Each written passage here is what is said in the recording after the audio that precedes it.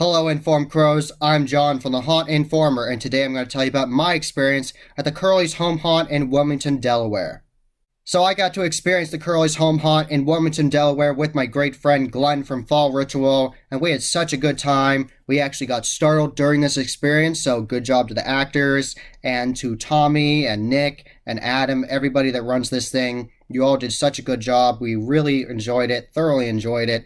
Just a great time overall, and it was different both times we went through. We got to go through twice, and I really enjoyed that we got to go through twice because the scare techniques were different because the actors knew who we were from the first time, so then they mixed it up, and I really appreciated that.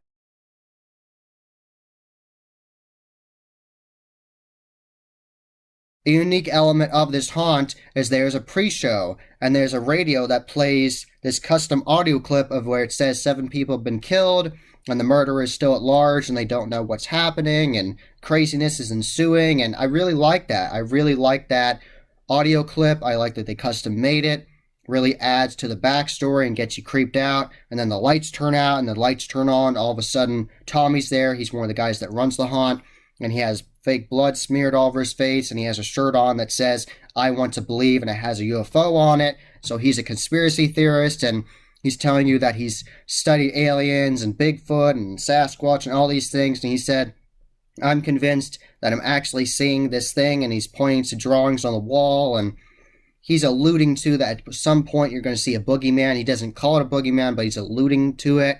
And he said he wants to know if you are going to end up seeing it, and he said he's not doing well and that you should leave because he's just too erratic. And I really enjoyed that pre-show. I'm happy that they had one, and I thought Tommy did a great job, so 2 thumbs up for me. So after the pre-show, you actually have the door opened by Tommy, and it's very dark all of a sudden, and then you go through this like windy maze of different walls, and some walls have burlap on it, and some have plastic on it, and it's very windy and twisty and turny, and there's like this creepy burlap body in there, like dead body, prop dead body in there, and it was very interesting. I like that maze, and that leads to this crazy area where there's newspaper clippings all over the walls, and there's scares coming at you from mobile size, and there's this absolutely insane character in there. Great job of that scare actor. Very intense, going absolutely insane. They're saying they're not crazy, but they totally are, and they're banging on the walls and saying they want help and they want to get out of here, and really good job. Really good job. That was such intense scare acting. That was just so good right off the bat from one of the first scenes. Very aggressive scare acting, and that actually sets up another scare. So you have to go and see what I'm talking about, but I enjoyed it so much.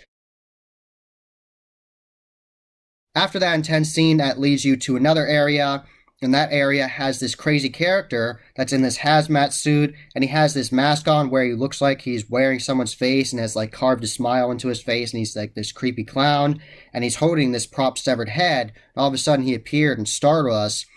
And he was telling us the cure for life, the cure for everything is if you give him your head.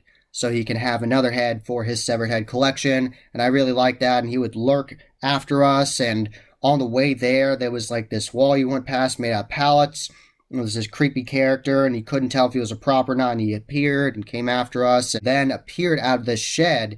And he hit on the door so hard, the door fell off of the shed. He was so aggressive and crazy and coming after us and being scary. And that was really awesome. I love the aggression of the scare actors. I like the skit lines. I like they were following you. That was really nice. And that led you to this area where they had this custom bridge made out of different pallets and different pieces of wood. And there are mobile props of mannequins. The mannequins are already creepy, and then you're in the dark and see them, and some of them have fake blood on it, and there's actually a pair of legs from a mannequin off in the distance in the woods, and very creepy. And that just automatically just sets you on unease, and you're just immediately like tense, and you're like, what's going on? So after you're already on edge and you're already creeped out by these mannequins, then you have to go into this shack, and inside the shack you have 2 options. You can go to the left or you can go to the right. And Glenn went to the left and I went to the right, and then the boogeyman appeared, and the boogeyman was definitely one of the scariest characters in this whole haunt, and the boogeyman mask is actually made by CFX Masks, Composite Effects. They do excellent work. They make professional silicone masks, and I'm very happy that Curley's haunt had it because it was a very disturbing, creepy character. This character portraying the character was doing a great job, very intense. He was making this loud, very creepy, eerie clicking noise. And he was coming after Glenn, and he saw me, and he was coming after me, and such a good job. And the second time he went through, just as creepy. The second time we both went to the right, and he saw us, and he was clicking at us, and he was following us, and even after we had left his scene, he was still lurking around and looking at us and following us and making this very loud, very unnerving, very eerie clicking noise. And we were going to a whole nother scene. He was still looking at us and making a loud noise. And I love that dedication. Excellent job to this character portraying the boogeyman. Such a good job.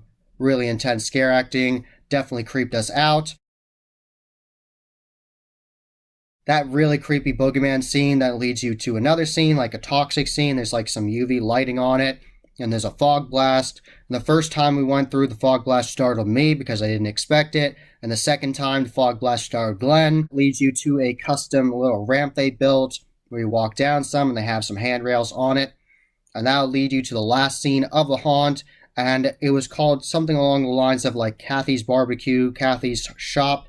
And you go in there, and they have this really cool UV lighting on this wall, and they have this smiley face on a door, and there's multiple like burned bodies on this grill, and there's this creepy mannequin above you, and I didn't know if it was real or not the first time, because sometimes scare actors scare you from above, but it was just a prop. And then a crazy chainsaw scare actor will come after you, and I really liked his aggression. He came after you and kept on following you with the chainsaw. Very loud chainsaw. Good job there. It was good quality chainsaw.